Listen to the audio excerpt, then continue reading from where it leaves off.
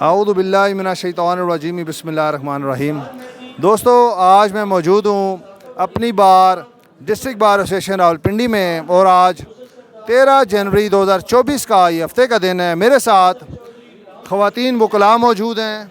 आज इनसे ख़वातीन के रोल के हवाले से बात करेंगे, इलेक्शन के हवाले से बात करेंगे और ख़ुसूसी तौर पे बात करेंगे जो ख़वातीन का इस शोबे में जो रोल है उस हवाले से आप लाजमी बताइएगा। मेरे साथ मौजूद है मैडम फ़रज़ाना और मैडम शाहवाना। दोनों का मैं इंतहाई शुक्रगुज़ार हूँ कि आपने टाइम दिया। मैडम फ़रज़ाना, आप ये बताएं कि ख़वातीन की इस बार में स्ट्रेंथ कितनी है और इलेक्शन के हवाले से ख़वातीन का रोल क्या है, और आखिरी सवाल मेरा तीसरा ये होगा कि ख़वातीन को या लड़कियों को इस शोबे में क्यों आना चाहिए। बिस्मिल्लाहिर्रहमानिर्रहीम। फ़र्स्ट ऑफ़ ऑल तो मैं ये कहना चाहूँगी कि 13 जनवरी है आज, और आज जो एक डेमोक्रेसी की रवायत को हम बरकरार रखते हुए अब इलेक्शन हम अपना कंटेस्ट कि जितने भी कैंडिडेट इलेक्शन कंटेस्ट करते हैं और यहाँ पे इलेक्शन पोल वोट करने आते हैं, मैं ये कहना चाहूँगी कि अगर किसी ने डेमोक्रेसी सीखनी है तो हम लॉयर से सीखें। और सेकेंडली ये कि हम माशाल्लाह डिस्ट्रिक्ट कोर्ट रावलपिंडी में 1500 के करीब लेडी लॉयर्स मौजूद हैं, और मैं इस चीज़ को अप्रिशिएट करती हूँ कि हमारी बार के मेंबर्स हमारे साथ जो मेल लॉयर्स हैं हमारे साथ बहुत अच्छा उनका रवैया होता है, और हमेशा हमें कभी भी ये फ़ील नहीं हुआ कि हम घर से बाहर हैं या हम ऐसी जगह पे हैं जहाँ पे हमें काम नहीं करना चाहिए। इस फील्ड में लेडी लॉयर्स की कंट्रीब्यूशन के हवाले से मैं ये कहना चाहूँगी कि हम लेडी लॉयर्स या मेरे साथ की बाकी कोलीग दोस्तें हैं वो कभी भी इस चीज़ में पीछे नहीं हैं कि हम किसी चीज़ में एज़ कानूनदान हम किसी भी शोबे में मर्दों से पीछे हैं। बल्कि अगर कंटेस्ट या इलेक्शन को देखा जाए तो माशाल्लाह इस दफ़ा एग्जेक्टिव हमारी 5 लेडीज़ हैं, और अभी वीपी के लिए भी हमारी लेडी लॉयर्स 2 मौजूद हैं। इस चीज़ को, इसी रवायत को बरकरार रखते हुए अब इस चीज़ को मैं अप्रिशिएट करती हूँ कि हमारी बार एसोसिएशंस में लेडी लॉयर की रिस्पेक्ट की जाती है, जिस वजह से हमें इस शोबे में कोई मुश्किलात का शिकार नहीं होती, और हम अपने लॉयर्स भाइयों के साथ मिलके, अपनी बहनों के साथ मिलके अपनी कम्युनिटी की हेल्प करते हैं। और मैं इस चीज़ को ये अप्रिशिएट ये भी करना चाहती हूँ कि मेरी जो जितनी भी बहनें हैं या हम लोग इस फील्ड में आते हैं तो हम इस चीज़ की बिल्कुल भी हमें ये परवाह नहीं होती कि हम जो हैं यहाँ पे एलियन हैं। और एक और चीज़ जो नेक्स्ट आपने पूछा कि हमें लेडी लॉयर को इस फील्ड में आना चाहिए या नहीं, मैं इस को बिल्कुल अप्रिशिएट करती हूँ कि हम लेडी लॉयर को इस फील्ड में आना चाहिए, और कानून से आगाही हम सब लोगों को होनी चाहिए। और इस हवाले से वंस अगेन मैं अपनी बार के मेंबर्स का अपनी इस इलेक्शन के हवाले से और आपका शुक्रिया अदा करती हूँ कि आपने इस मौके पे बातचीत का मौका दिया। Thank you. आऊज़ु बिल्लाहि मिनश्शैतानिर्रजीम बिस्मिल्लाहिर्रहमानिर्रहीम। दोस्तों, आज मैं मौजूद हूँ अपनी बार डिस्ट्रिक्ट बार एसोसिएशन रावलपिंडी में, और आज 13 जनवरी 2024 का ये हफ्ते का दिन है, और आज डिस्ट्रिक्ट बार एसोसिएशन रावलपिंडी में इलेक्शन का समा है। मेरे साथ मेहमान हैं राजा अदीब, एडवोकेट हाई कोर्ट हैं। अदीब साहब, आप क्या कहेंगे? एक मेले का समा है, बहुत सारे वकला यहाँ पे इकट्ठे हुए हैं, अपने अपने मनपसंद कैंडिडेट्स को वोट कास्ट कर रहे हैं, गपशप लग रही है, और बड़े अरसे के बाद बहुत सारे दोस्तों के साथ मिलना जुलना होता है। आप क्या कहेंगे कि इलेक्शन क्यों ज़रूरी हैं? इलेक्शन होते हैं, एक नई बॉडी को भाग दौड़ संभालने का मौका मिलता है। आप इस हवाले से रोशनी डालें। बिस्मिल्लाहिर्रहमानिर्रहीम। राय साहब, सबसे पहले तो मैं आपका शुक्रिया अदा करता हूँ, और आपकी इस एफ़र्ट को मैं अप्रिशिएट करता हूँ कि आप वकला की आवाज़ थ्रू सोशल मीडिया और अपने यूट्यूब चैनल से पूरे पाकिस्तान में और अपने नाज़रीन तक आप पहुँचाते हैं। चूँकि वकला की आवाज़ हमारे प्रिंट और इलेक्ट्रॉनिक मीडिया के ज़रिए नहीं पहुँच पा रही। जब से वकला की तहरीक चली थी उसके बाद से इलेक्ट्रॉनिक मीडिया ने वकला की आवाज़ को आम आवाम तक पहुँचाने के लिए जो उन्होंने कोई वो एफ़र्ट नहीं कर रहे हैं, और हमारे प्रोग्रामात में वो नहीं आ रहे हैं। दूसरा, मैं आपके सवाल पर आने से पहले एक बात करना चाहूँगा कि अगर किसी ने ट्रू डेमोक्रेटिक प्रोसेस देखना है तो वो वकला के इलेक्शन देखें। मैं थोड़ी सी आपको डिटेल बताऊँगा कि ये वकला का इलेक्शन होता कैसे है। हर साल ये इलेक्शन होता है, और आज जैसे ये इलेक्शन हो रहा है और कल से ही जो नए कैंडिडेट्स हैं अगले साल के लिए वो अपनी कैंपेन स्टार्ट कर देंगे। और इस पूरे साल वो बड़े ही अच्छे अंदाज में, बड़े ही सुलझे हुए और सही डेमोक्रेटिक अंदाज में वो हर वोटर तक अपनी आवाज़ पहुंचाते हैं। साल के आखिर के 2-3 महीने एक कैंपेन में थोड़ी तेज़ी आती है, लेकिन पूरा साल वो अपने मुखालिफ कैंडिडेट के ख़िलाफ़ कोई बात नहीं करते, वो सिर्फ अपना मंशूर वोटर तक पहुंचाते हैं। और उसके बाद मैं अपने आपके नाजरीन को बताता चलूँ, चूँकि आपके नाजरीन की एक बड़ी तादाद है, कि आखिर में जब एक इजलास होता है, प्रोजेक्शन मीटिंग जिसका नाम दिया जाता है, वहाँ पे एक ही इजलास में तमाम कैंडिडेट्स जो एक दूसरे के अपोनेंट इलेक्शन लड़ रहे होते हैं वो अपना अपना मंशूर पेश करते हैं एक ही इजलास में। आप इमेजिन करें कि हमारे जनरल इलेक्शन में क्या कुछ नहीं होता, और यहाँ पे एक ही इजलास में वो सारे लोग अपना मंशूर पेश करते हैं। और कहीं गलती से कोई कैंडिडेट अगर अपने मुखालिफ कैंडिडेट के ख़िलाफ़ बात कर ले तो फिर समझे कि उसका इलेक्शन ख़राब हो गया। तो ऐसा हमारा इलेक्शन होता है। और उसके बाद इलेक्शन डे पे जो उम्मीदवार होता है वो पूरा दिन खुद खड़ा होता है लाइन में, हर वोटर से वोट मांगता है। और उसके बाद जब ये इलेक्शन नताइज आना शुरू होते हैं, जब यहाँ पे काउंटिंग अभी हो रही है, पीछे हमारे बैकग्राउंड में आपको आवाज़ भी आ रही होगी, तो इलेक्शन नताइज आने के बाद जो जीतने वाला उम्मीदवार होता है उसे हारने वाला उम्मीदवार जाके हार डालता है, और वहीं पे वो ऐलान भी करता है कि मैं पूरा साल इसके साथ खड़ा रहूँगा बार की वेलफेयर के लिए, वकला की वेलफेयर के लिए। तो ऐसा एक ज़बरदस्त किस्म का हमारा इलेक्शन होता है। और मैं समझता हूँ कि इस इलेक्शन को कॉपी करना चाहिए हमारे जनरल इलेक्शन के लिए भी। और जब ये माहौल हमारे जनरल इलेक्शन में पैदा हो जाएगा तो आप देखेंगे कि आम आवाम तक इलेक्शन के ट्रू डेमोक्रेटिक प्रोसेस के और इलेक्शन के समरात आम आवाम तक पहुँचेंगे। राजा अदीब साहब, मैं आपका इंतहाई मशकूर ममनून हूँ कि आपने इलेक्शन के हवाले से सैर असल गुफ्तगू की कि इलेक्शन क्यों ज़रूरी है। बहुत बहुत शुक्रिया आपका राजा अदीब साहब, बहुत बहुत शुक्रिया। औज़ु बिल्लाहि मिनश शैतानिर रजीम, बिस्मिल्लाहिर रहमानिर रहीम। दोस्तों, आज फिर अपनी बार डिस्ट्रिक्ट बार एसोसिएशन रावलपिंडी में मौजूद हैं अपने मुअज़्ज़ज़ मेहमान के साथ, सरदार उस्मान हुसैन के साथ, एडवोकेट हाई कोर्ट हैं, और अपनी जो राय है वो इंतहाई आसान तरीके के साथ रखते हैं। आज इनसे वकला के जो इलेक्शंस हैं उसके वाले से बात होगी, इलेक्शंस क्या चेंज लेके आते हैं, और जो एक नई बॉडी बनती है सरदार साहब वो क्या चेंज लेके आती है। तो आप सरदार साहब, मैं आपका इंतहाई मशकूर ममनून हूँ कि आपने टाइम दिया। आप ये बताएं कि आज एक नई बॉडी बनने जा रही है, वो वकला के मसाइल को किस तरीके से हल करेगी, चैम्बर्स के मसाइल, वकला का जो मुआशी एक होता है कि उनको कोई ऐसे मैकेनिज़्म पैदा करना जिससे काम वकला में जो यंगस्टर हैं खुसूसी तौर पे, और जो बार और बेंच का जो रिलेशन है उसको किस तरीके से स्ट्रेंथन करने में अपना रोल अदा करती है।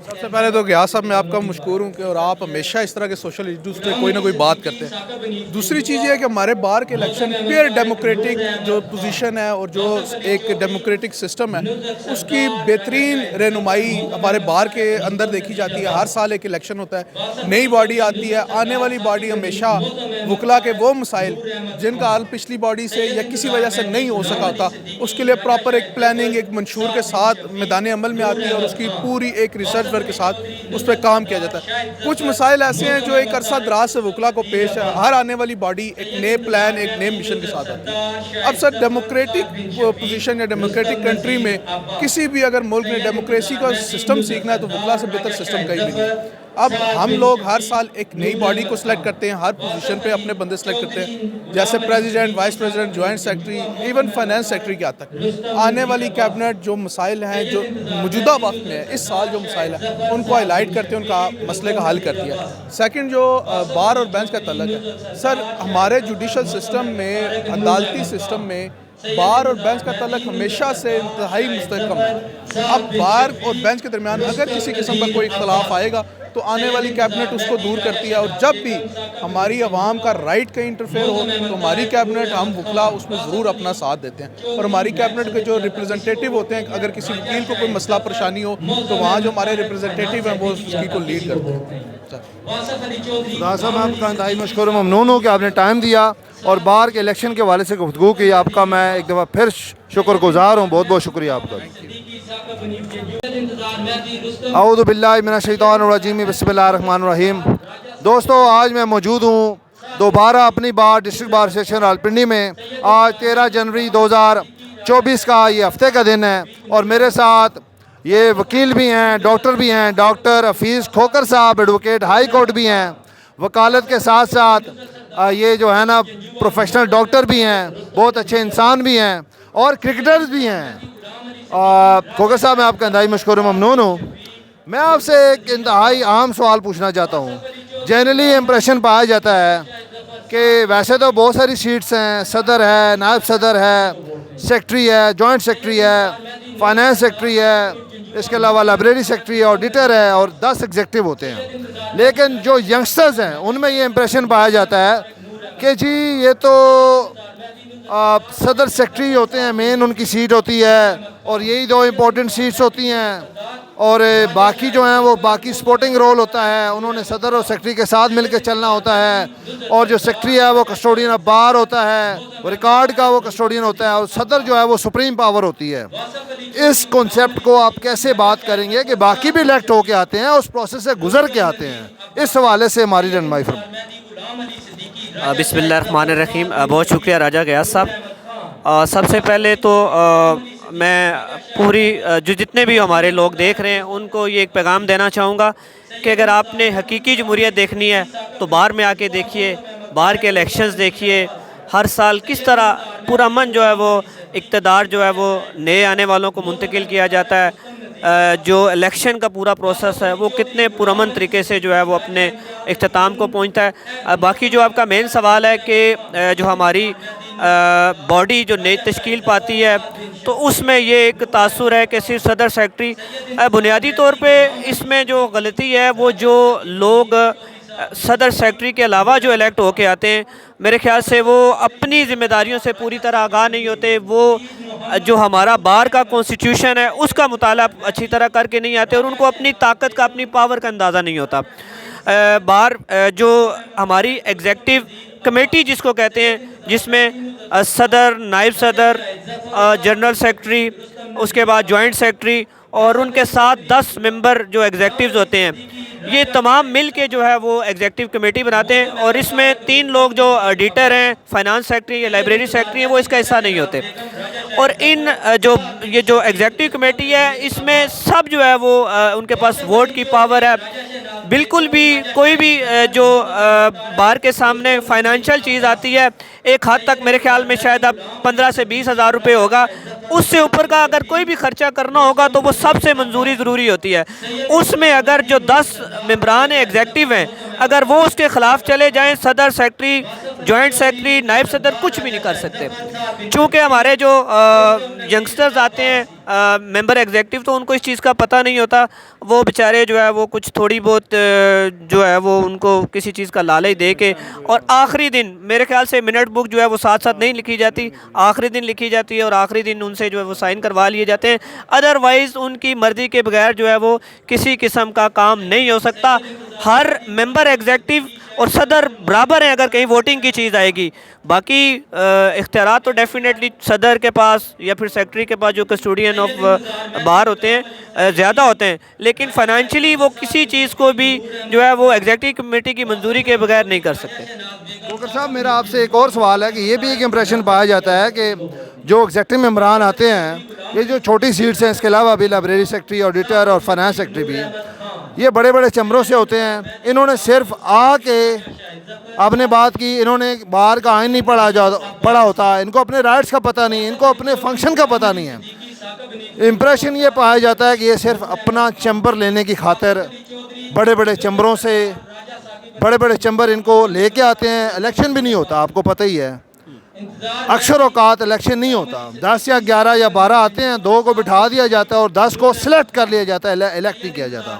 और सिर्फ चैम्बर की हद तक, और मैं भी बॉडी में रहा हूँ, ये अक्सर ये भी कहा जाता है कि आपने सदर और सेक्रेटरी के साथ मिल के चलना है। उसका क्या मतलब है?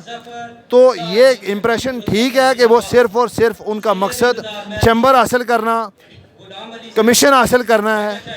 इस हवाले से आप क्या रईस साहब, बदकिस्मती से कुछ सालों से ये चीज़ हो रही है और इम्प्रेशन जो है ये बिल्कुल ठीक है।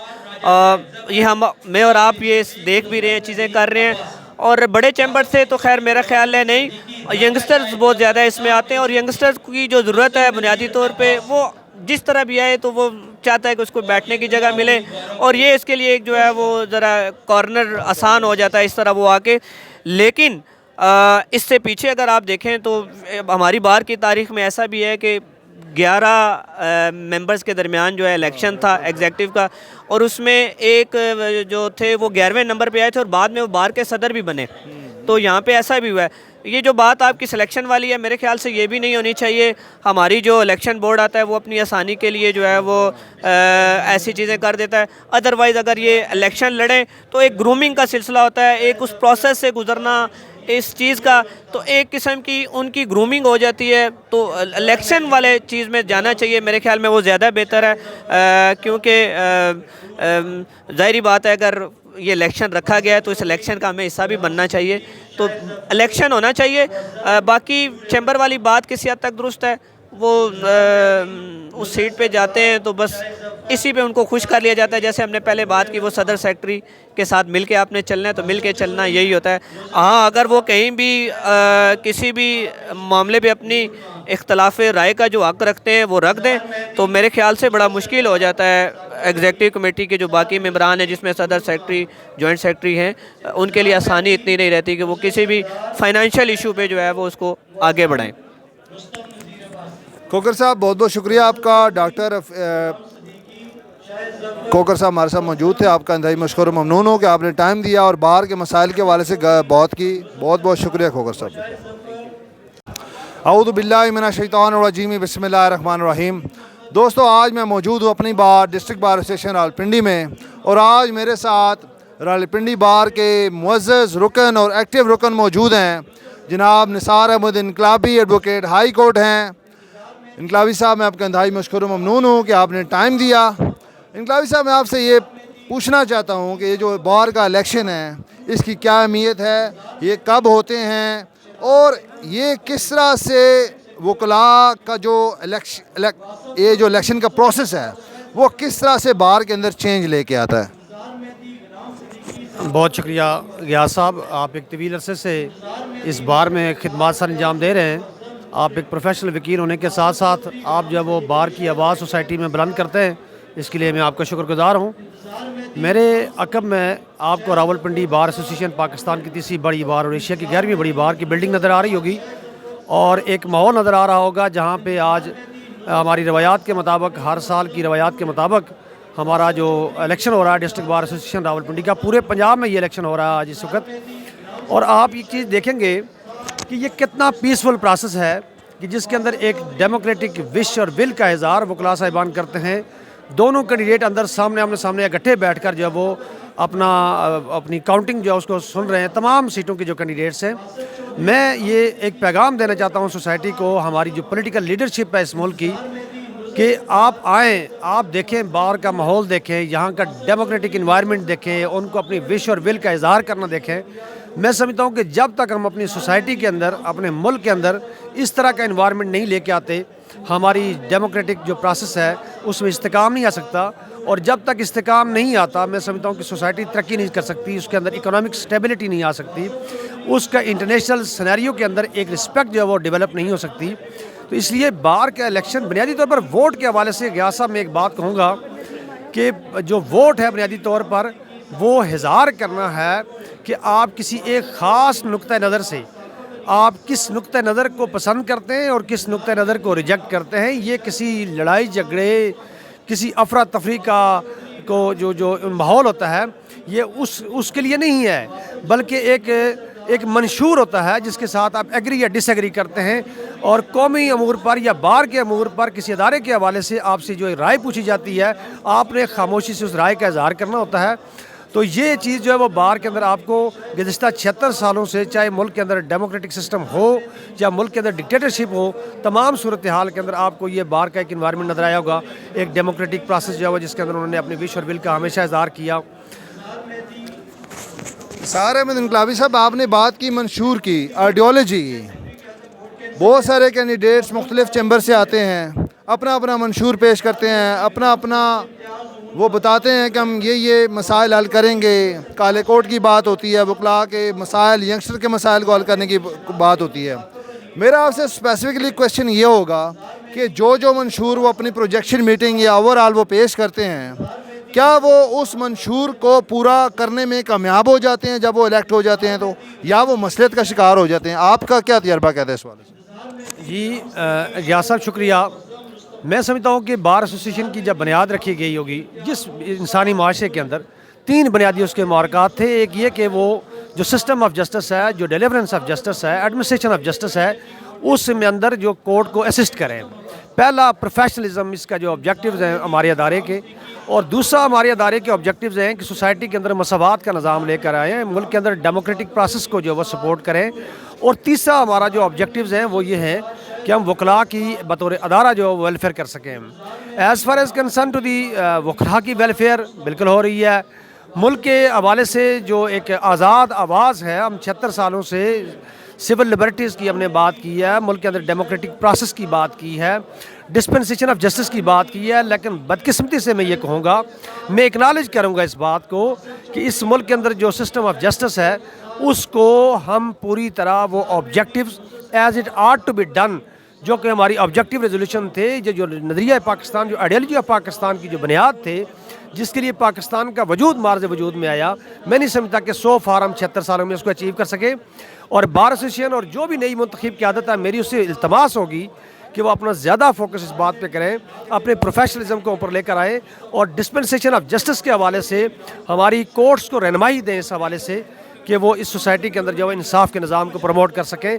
ये तब जाकर मैं समझूंगा कि ये बार एसोसिएशन का ने अपने ऑब्जेक्टिव्स को जो है वो मीट कर लिया है।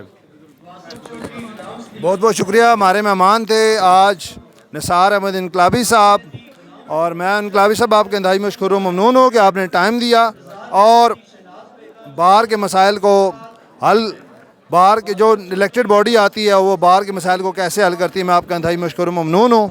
और मैं उम्मीद करता हूँ आपको हमारी ये वीडियो पसंद आएगी। अल्लाह ताला मेरा और आपका हामी और नासिर